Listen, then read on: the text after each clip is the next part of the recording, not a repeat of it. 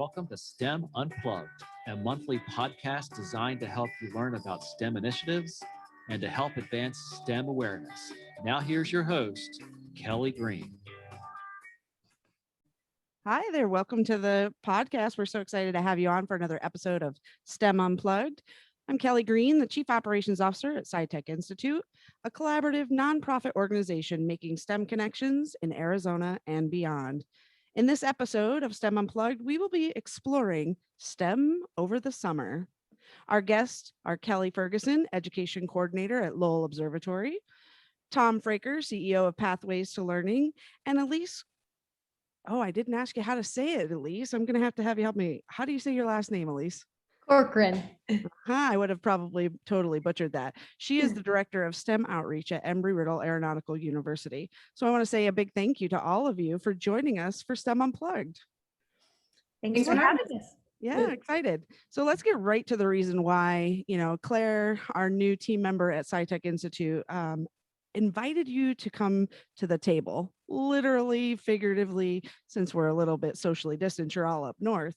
But we really want to connect to what's happening this summer. It is really actually time to unplug, move away from those computers and experience hands-on STEM. But are we ready? And is it safe? But what are each of your organizations doing? So let's start with Kelly. I know the mission of the Lowell Observatory is to pursue the study of astronomy, conduct research, and maintain education programs for Arizona. But what's unique about Lowell's teaching methodologies? I've actually read about thermodynamics for preschoolers. Tell us more. I'm really glad you brought up thermodynamics for preschoolers. It is my favorite subject to teach.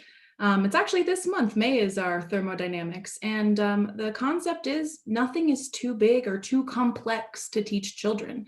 They're natural scientists. That's our goal, is everyone naturally wants to learn. So we give them the tools and they run with it. And with the thermodynamics for preschoolers, it's just understanding how, heat transfer works, basically. So we make color changing slime and we make our own thermometers, and it's just getting that step into science, into technology, engineering, mathematics. So I know the kids really enjoy it.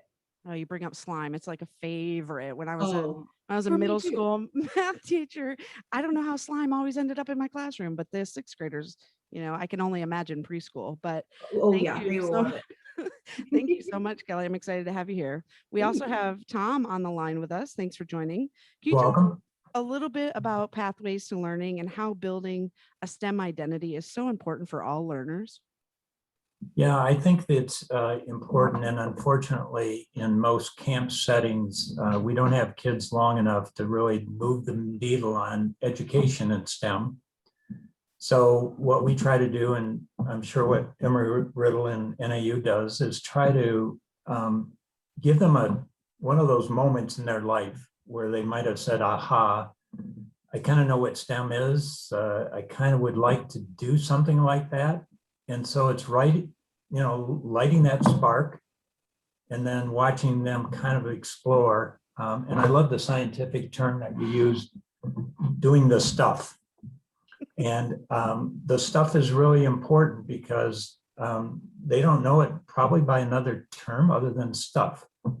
Absolutely. And so we just try to give them stuff and things that they can grow and identify with, STEM not being this topic that is intimidating and only smart people can learn it and do it.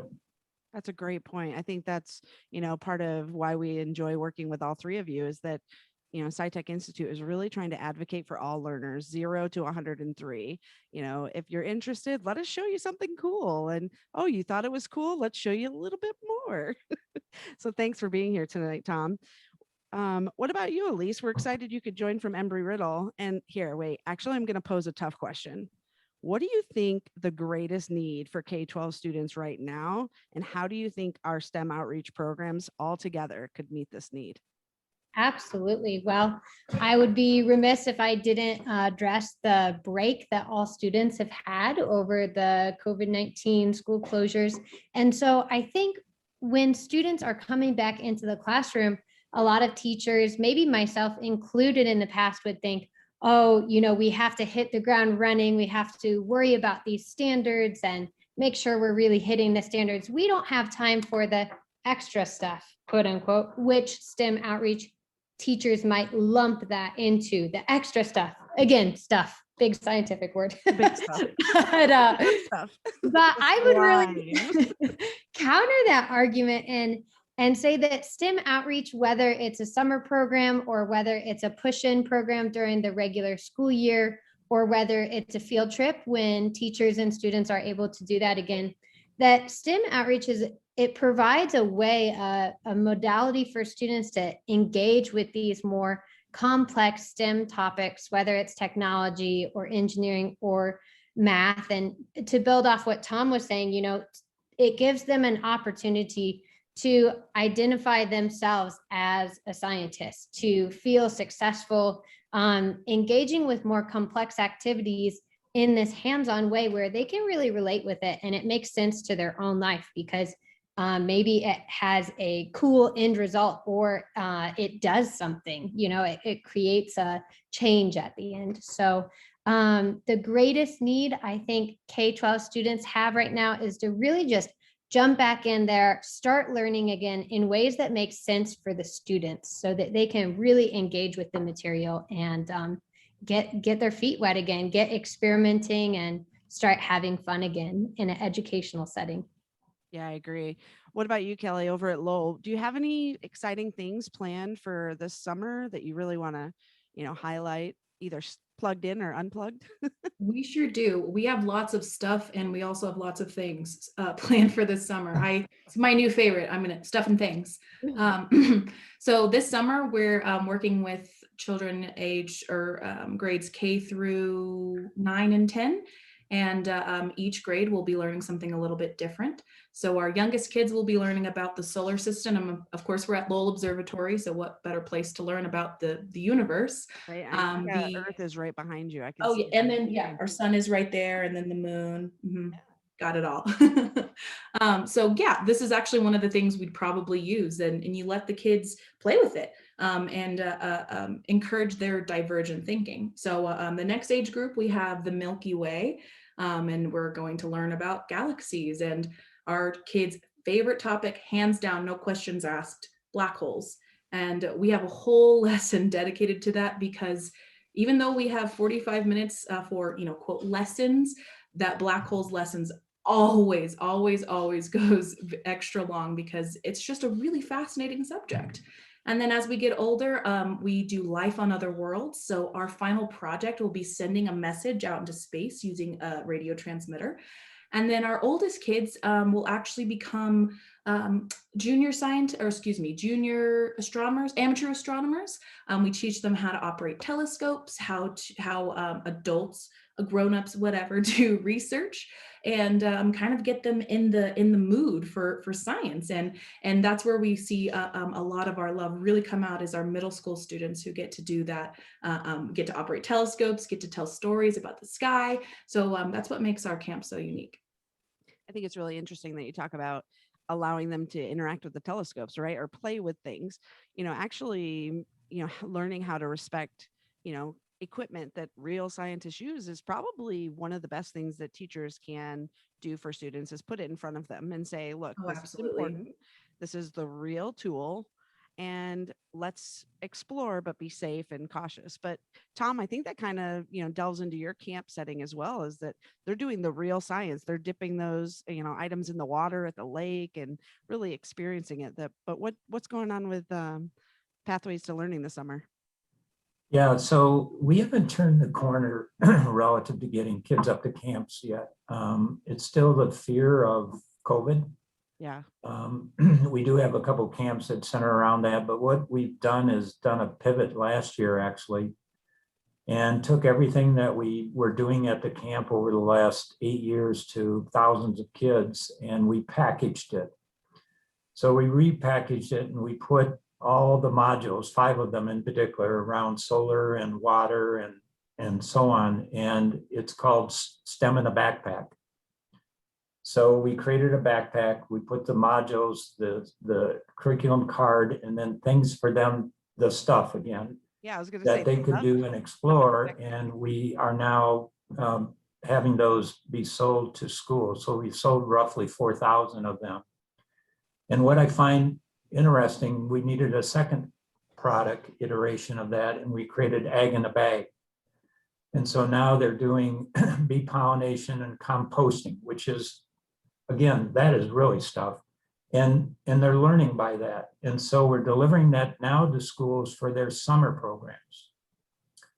And we have a big cargo van that looks like a log cabin on one side, and it's a desert landscape on the other side. And in the inside, it looks like a laboratory. And now that's being combined with the backpacks, either Ag in a Bag or Steam in a Backpack, and we're delivering it to school. So we're actually kicking that off next Wednesday, and we're driving down to the other end of the state, down to Tubac, to a Montessori school, and we're delivering those backpacks and those things out of the Mobile STEM Discovery Lab to them.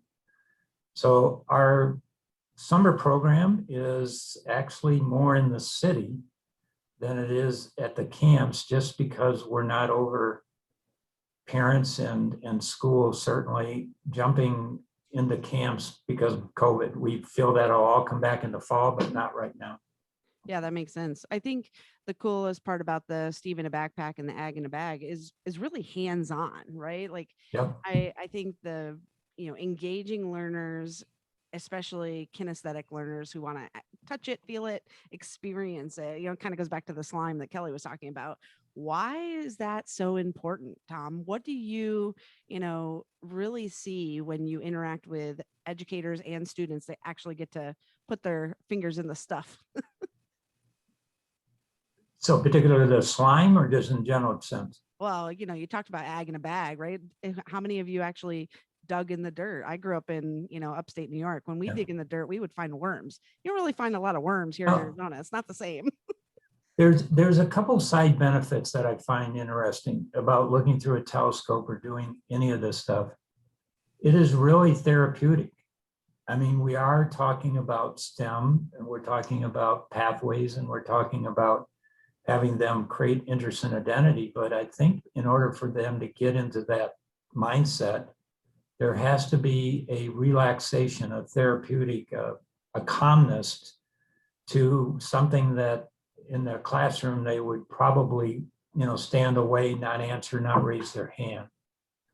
And so I think the settings that we're all in, because we're in Prescott and NAU, and now we're on the road with this backpack and the Mobile STEM Discovery Lab, it's just an environment where therapeutically, I think they feel better about being learners. And they feel better about taking a chance to learn something that they wouldn't have raised their hand in the classroom.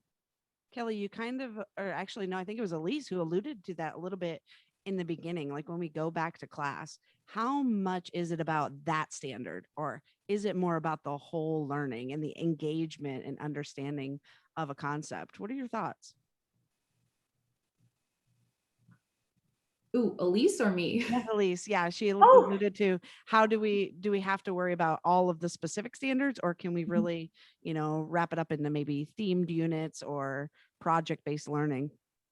Absolutely. Well, thanks for tagging over to me here. And I would first want to start off kind of bouncing off what Tom said by saying, I think it's so important to acknowledge that whole learner, and that participating in the STEM fields for some students, and looking back on myself as a girl, middle school girl, high school girl, I would have put myself in this camp of being really self-conscious about engaging with it, not wanting to take a risk, not wanting to be wrong.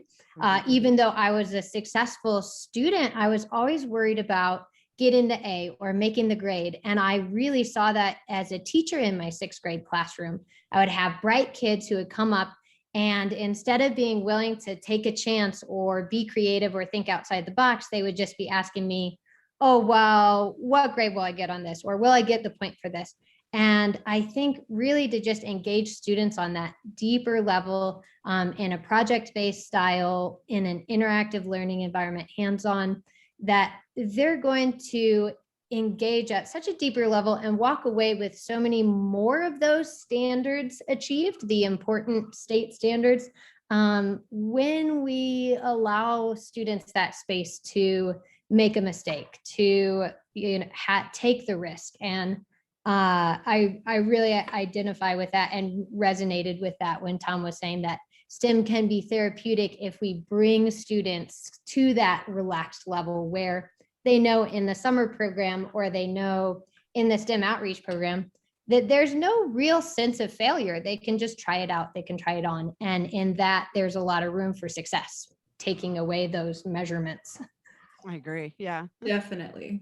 And just to add on to that, Elise, that's one of the most important things I think that we hit on as soon as our kids come to camp, as soon as they roll in the door, we say, yeah, we're learning, but this is not school. This is not school. We get to yell in our classroom. We get to run in our classroom. And most importantly, we don't have tests and quizzes. It's all natural. It all comes naturally. And I think that takes a bunch of pressure off of doing something that's so exciting. Yeah. And I think, again, back to it's a real telescope. I'm looking at the real stars and, I'm at this really cool place that doesn't look like my classroom, especially this year, right? Students that not only did they go back to the classroom, but it was back to straight rows. Now you're specifically all facing the front. You're not working in groups, where we had really accomplished quite a bit in many schools in Arizona where we were doing like I mentioned, I used to teach sixth grade math. There was collaborative projects. Students were sitting in groups. They were, discussing ways to do algebra with manipulatives.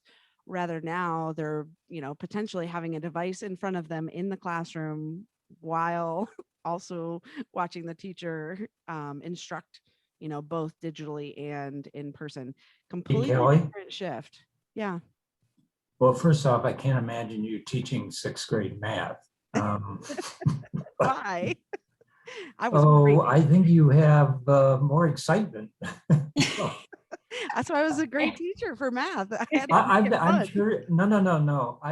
I'm sure you were, but I just can't imagine. But I'll send you some pictures. I did want to raise one thing. So we have been teaching through an instructional design that we created through a consultant, and we use that. We light the spark, create the experience, do the identity, and how does it relate to the real world. And about 6 months ago, we were introduced to a professor at ASU, Steve Zeiker, and we partnered with him and we came up with a teaching framework called Green Studio. And it's interesting because conceptually it ties everything together. And it's based on the fact that kids learn better in a green space, backyard, park, in Flagstaff, in the mountains, in a lot of this green space. But in order to do that, we first have to be and have them identify with their senses, touch, feel, smell, sight. And that does relax you, and that does cause you to want to explore. And then they explore. But the last thing that I would also challenge us all to do is how do we continue that? Once they start a pathway, how do we build where they identify with something and then they amplify that? And so we're trying to, once they amplify their interest and identify with it, how do they connect to a hydrologist if it's around water? Or how do they connect to an astrophysicist if it's around space? So I think we're all doing the same thing, and we've just brought it down to this Green Studio teaching framework that we're introducing to all the outdoor education STEM that we're teaching. I think that's a great point. And that's definitely the benefit of being connected with SciTech Institute. And then of course the Arizona Technology Council, Arizona Commerce Authority, all of the businesses here in Arizona that want to prepare our future workforce now. And so they want you to talk to their engineers. They want you to reach out and talk to, the hydrologist. They're interested in getting the students connected, but also the adults, right? If you think about, some of our adult learners that, maybe they're in their, 18 to 24, still haven't really decided what they want to do. But even, people in my age, we won't say out loud, but there's some people that might want to experience something new, and STEM is a great pathway here in Arizona, we're growing rapidly and there's lots of opportunities. So that's a great point, Tom. If they want to meet that hydrologist, let's get them, now we can get them on a Zoom call much easier than driving them around town. But those companies are there. And I think that's the coolest part about getting to meet Elise, right? In connecting with Embry Riddle up in Prescott, the idea of like, wow, we have students that are graduating and they're excited to go there. They've already signed up. They're headed to Embry Riddle. Or when students go to Lowell, they're actually talking to, a real scientist who looks at the stars, right? Astronomers, astrologists, maybe an astrophysicist. I think All it's all those. possible. Yeah. And you have those at your site, right, Kelly? And they want to talk to anybody who wants to listen. Need I've learned need to researchers talk. want to share. They need to tell you what they know. That's our astronomers for you. We have amazing astronomers on staff. We also have some engineers, and then we do also work with Gore and have some of their engineers come through. So yeah, we have people who are in the field come and come and teach. We also have amateur astronomers come through who are like, one of them was a high school biology teacher, and he just did astronomy for fun. So he's like, you can still do astronomy and then do also whatever you want. Like astronomy, it can be a career. It doesn't have to be a career. But I did biology, and then I was like, okay, I'm done with that. Retired. I'm gonna play, mingle, and dabble in the stars a little bit. So I love when our amateur astronomers come up and visit our kids, because they get to see, well, okay, even if I don't make it a career, I can still make it a huge part of my life. I think that was the coolest part about the Arizona SciTech Festival this year was this opportunity for me. I've only been with SciTech now this 3.5 years, but really getting to connect with all of the collaborators and identify who right? You mentioned the amateur astronomers. Tucson has an entire group, and now they have the Black Star Chickawa site. I think it's how I say it, Chickawa, but they have these Arakawa. Chiricahua, that's what it's called. See, but to actually meet up and hey, let's have an astronomy night with a bunch of amateurs that I would say they're pro compared to me because Oh these yeah. ginormous telescopes and they're so incredible that, you're right. It doesn't have to be the paying job, but it could be. Who knows, right? Absolutely. And if not, it's just something for fun. You can do it for fun as a career. You can do it for fun as a hobby. That's why I like it. I Yeah, loved but Embry when, Riddle too. They made straw rockets with us during festival, and we were joking about, okay, what do you guys do for real? But you had like a straw rocket pro give us a presentation during festival. I but, love that. but Kelly, I think the other important part is even if you're doing this as a hobby, it's all about critical thinking. Absolutely. And my guess is, and STEM is obviously new to me and it wasn't around when I went to school or anything. But the reality of it is, if you're in business doing something, I'm sure if you do STEM and you're around that critical thinking, that is a great application to really do any business, to be an entrepreneur, be an artist, or whatever it might be. And I think just even if kids don't go into it as an occupation, it can be something that they go into as a hobby. It's really funny you say STEM wasn't around when you were younger. Be careful. I know. But when we think about that, that's exactly my point about engaging, the not just the K-12 sector is really identifying and helping, different generations identify with STEM because it is here and that's what their children or their grandchildren, the neighbors' children, right? The community is talking about. And when who was I talking to the other day? And they're like, well, we're not really STEM professionals. Actually, you are. You do like all of the water systems for the entire city of wherever we were talking to. That's STEM. And I think that, identifying, I was a farm kid. So, sitting cross-legged in the kitchen, milking, giving a baby cow a milk bottle so they didn't, starve to death. Well, that's STEM, right? You have to understand that there's pathways or entry points for a variety of different opportunities. But I think that's kind of why we brought you all here together today, is really to focus on what are you going to do this summer? What do your plans look like, in the upcoming year as we start to potentially transition right back, Tom, potentially getting up there to camps and visiting locations. What are some of your goals? Let's start with Kelly. What are some of the goals for Lowell over the next year as we hopefully start to, I don't know if we get back to normal ever, but it's a new situation. Oh yeah, you said it. And we're slowly getting back to, quote, like you said, normal. And we're not just a camp facility. We're a research facility. Lowell Observatory has been around for over 125 years.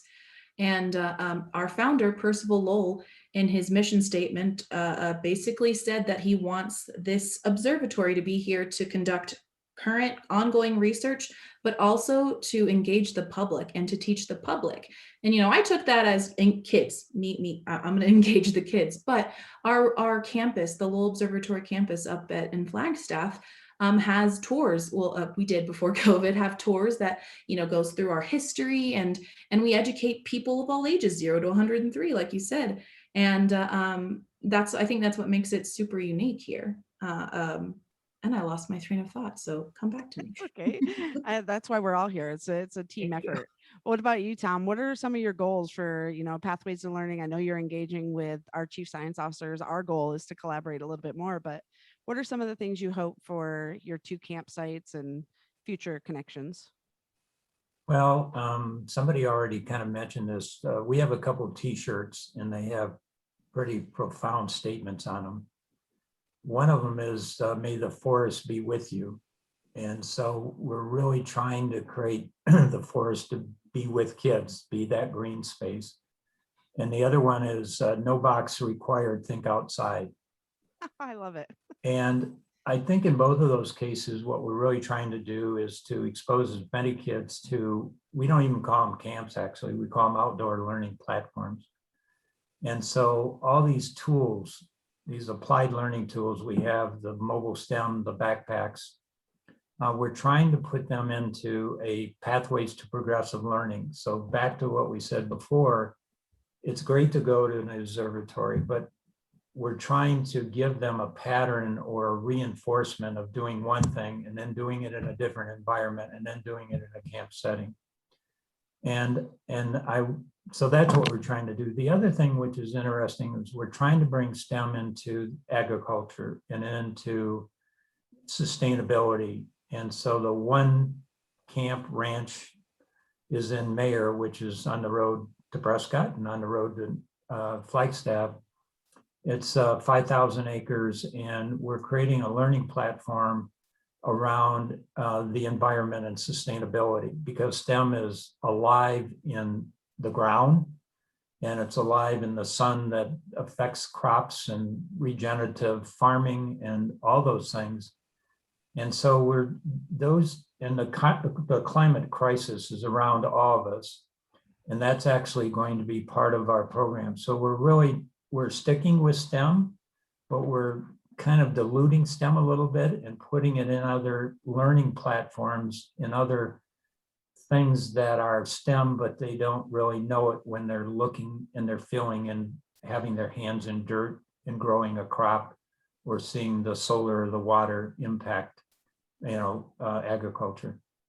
I think it's really nice to think about trying it in one location, right? Learning it and then doing it in a different location and then in a Right. new setting. I think that's important for, gradual acceptance of any concept of, oh, okay, so I learned about it or I read it here. And then I actually made a plant. Well, not me. I kill all plants, unfortunately. So maybe I need some support there. But, planting a plant, I remember students in 2nd grade saving their little milk cartons from the classroom and planting their seed and drawing the pictures. Well, I did it with my 6th grade math students to talk about measurement, and they were thrilled. I could not keep the potting soil. Like, they would bring 3 to 10 little milk cartons back of, can I plant another bean sprout? Like, oh my goodness. But anyway, I think that's a really good point, is that allowing that opportunity to do it in a safe space. And then potentially we could get these students to do community gardens and additional community impact projects. So I think that's great, Tom. What about What about you, Elise? What are some of your goals at Embry-Riddle? Absolutely. Well, right now we're still have a model that's a lot like Tom's. We're passing out at the public library in a limited capacity, what we call STEM kits. And they're little experiment kits. They have directions for how to create, like right now, it is slingshot airplanes, as you alluded to before. But then it also has directions there on the scientific method, and it has additional supplies where students or participants, because the STEM kits is really for all ages, 0 to 103, and it has enough for students to experiment with their own wing design. So that's how we're continuing with outreach right now. And it's been really great to see, whole families come up to the table in the library, chat with Embry-Riddle students. Right now, our monthly theme is aviation. So the visitors in the public library have a chance to talk with real pilots, which is exciting for little ones and also grandpas, so we really see the whole spectrum as we push out in the public in that small capacity, keeping the event small and people come into the table one by one. And then as we move hopefully into the fall when campus opens up again, I'm really hoping to expand the after school clubs here. Again, reaching people in various ways, reaching out to all the different learners. I'm hoping to expand off of our planetarium visits. So we have the Jim and Linda Lee Planetarium here. And after visitors see the show, I really want to create a space where the Embry-Riddle students represent whichever college they are a part of, aviation, engineering, global security systems, or mathematics and physics and life sciences. And the students will run, again, these interactive hands-on project-based opportunities for people to engage at another level, not just watch the show, but have this interactive component to really solidify what they saw in another way after they are a visitor. And then one more thing I hope to do in the fall, whether we're virtual or in person. In the past, Embry-Riddle has partnered with the Philharmonic Orchestra here and the Prescott Unified School District to make something called Constellations to Compositions. And so students, they created songs. Kelly is looking so excited. She I wants had to mute myself because I was, making a weird noise. Sorry. Yes, I'm excited. Go on. So they created songs with the help of their teachers in this type of thematic curriculum unit to go with the different constellations. And then, unfortunately, due to COVID, the end show never happened, but the planetarium had planned to sell tickets to all of the public and have the students' songs play in the background while the constellations passed over. Oh my goodness. Imagine if you brought a Lowell Observatory member to come be the keynote or like a VIP event. Oh my goodness. I love it. We have the Flagstaff Symphony Orchestra come and do some things with us sometimes, but it's never that cool. I'm gonna have to get them going on that. Well, we can all be Go friends. for it. So let's collaborate. Okay, so we can collaborate together because at Chauncey Ranch, we have this massive property and we had an amphitheater and we can bring Embry-Riddle and NAU and we can have an orchestra and then we have the big sky. That Oh would my. be beautiful for Sounds like an incredible outdoor. Sci-Tech Festival event. There you go. Dark sky, perfect stargazing. That's such You a heard good it here first. Yeah, exactly. Let's call NASA. Let's, get people to fly in and be like, oh my goodness, the Arizona night sky. That's why we want to do the show, right? Is, we call it STEM Unplugged. And the idea is really to get people connected and, think outside the box, right, Tom? No box required. And if we do work together, not only is it more fun, but imagine the reach that we would have, connecting all of our networks together and really getting them excited about. Well, Kelly, I think the other thing that you guys bring that's so important is we quite often forget the emphasis or the impact that parents can have on this because the journey can be lonely if the youth, the child doesn't have support for this.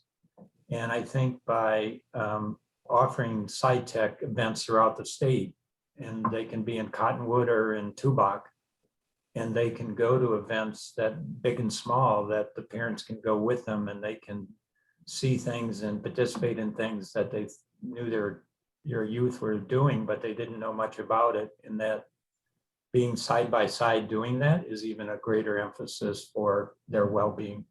Absolutely. And community identity too, of like Right. really celebrating that, all of you are up north, and the idea of like Northern Arizona, let's get out of Phoenix for a little bit. But the idea of, did you even know this existed in your backyard?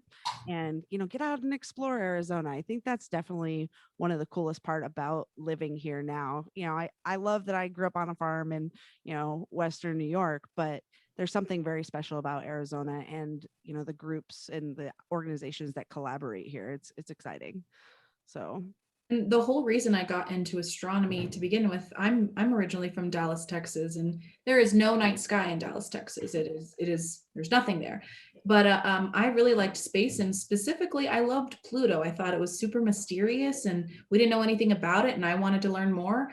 It wasn't until I moved to Flagstaff in 2014 that I even found out that Pluto was discovered at Lowell Observatory, like 100 yards from where I'm sitting right now. You guys did the whole I Love Pluto event I thought that was the cutest, because there were so many individuals that adore Pluto, and Yeah. like there's a whole subculture there around not only planets but Pluto. I thought that was pretty neat that you guys put that together. Well, we're getting close to the end of the show, but I definitely want to take, time to really share with our listeners that we want to encourage you to get involved in your STEM community. Maybe you're an industry professional seeking ways to make an impact, or a student searching for a mentor, or a community collaborator like these three, hoping to meet the right people to help make it happen. So, Kelly, what's one way or a few different ways that they can get in touch with you or Lowell Observatory? So the best way is our website, lowell.edu. That's Lowell. It's kind of a very fun word to say, but Lowell. But we have all of our opportunities. We have our summer camps there. We have special programs for schools. So if you're a teacher, we have virtual field trips right now, and hopefully in the future, whenever hopefully COVID is not as big, we get to have them back in person. And kind of going back to those COVID adaptions, we are entirely outdoor this year. We're not going to have any indoor parts. We've increased our sanitization efforts. We have limited capacity, which is a bummer for me because I don't get to see all of my kids, but safe. And then all of our staff will be fully vaccinated. That being aside, our website would be the best way to get any sort of information.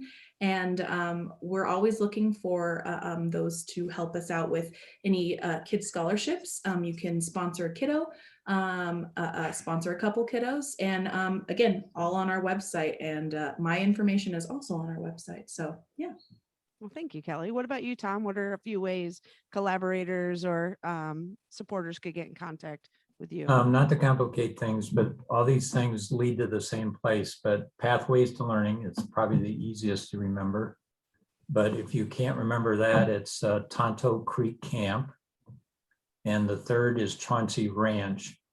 And any of those with a .com after them, with the exception of Pathway, with the .org, will lead you to the website that will show you those various venues and the things that we're doing. Excellent. Thanks, Tom. What about you, Elise? Absolutely. Well, Embry-Riddle STEM Outreach's website is the best place for anyone interested to learn about what we're offering this summer and get a hold of my info as well. So that is prescott.erau.edu /about/STEM-center. There are links to the planetarium there as well. So you can join in on the YouTube live feeds that are still happening every month, featuring that season's night sky. So learning about that. There is info about our summer seminars, which is all virtual for now. And again, just good contact info for teachers or students or parents who are wanting to get, just jumping into what Embry-Riddle has to offer this summer. That's awesome. And, as we go around one more time, just final thoughts or, what are you personally, have you enjoyed being on the call? It's been a pleasure spending this time with you, but, getting connected and collaborating. I saw the excitement when Elise was sharing and Kelly was excited, but this is really what it's all about. Do you have any final thoughts before we close the show, Kelly? I just really enjoy being around people who kind of teach the same way that I do. It's formal science or formal learning, but in a completely informal setting. And I think that's what makes it so exciting and so alluring is that our philosophy of learning is all about discovery. It's child-centered, and it's great to be around community members who think the same way. Thanks, Kelly. What about you, Tom? I'm just going to leave it with an anecdotal story. I'll never forget this. So we do a lot of schools, and we do them in the school season, as in the school session season. And about 2 years ago, I was up at one of these outdoor learning platforms, and the bus had arrived, and the kids didn't want to go home only after 3 days. And he got up on the step of the bus and he looks back at me and he says, yesterday was the best day of my life.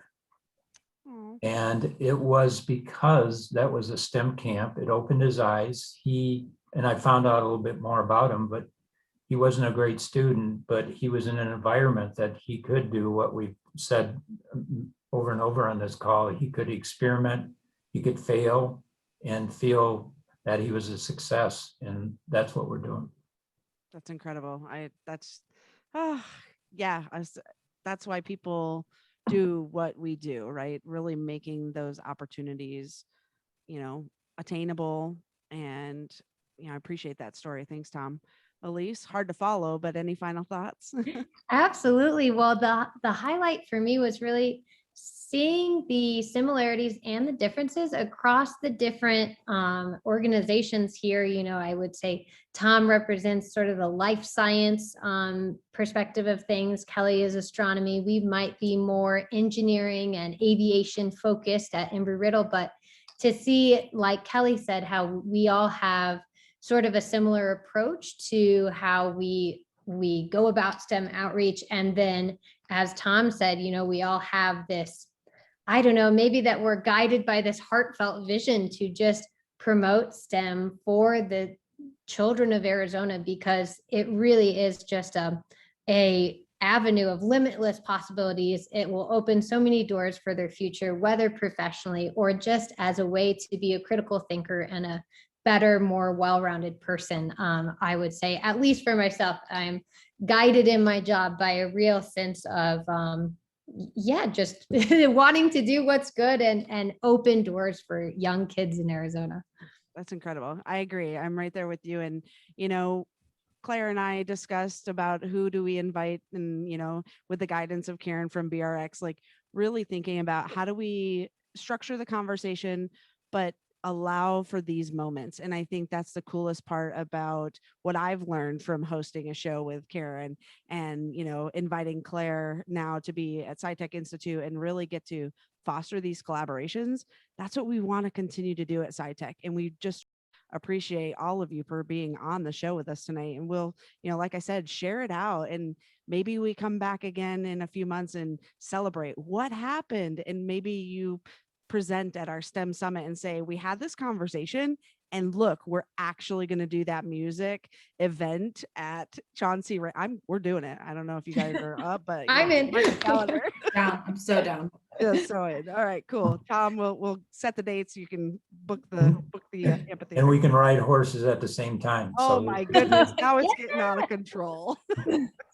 Well, we want to thank you for joining us for this episode of STEM Unplugged, STEM over the summer. We appreciate Kelly, Tom, and Elise for being on the show. If you would like more information, contact us at scitechinstitute.org. This is your host, Kelly Green, and we would be glad to discuss how you can get connected. Thank you for joining us for this episode of STEM Unplugged. We encourage you to get involved in the STEM community and stay connected at scitechinstitute.org.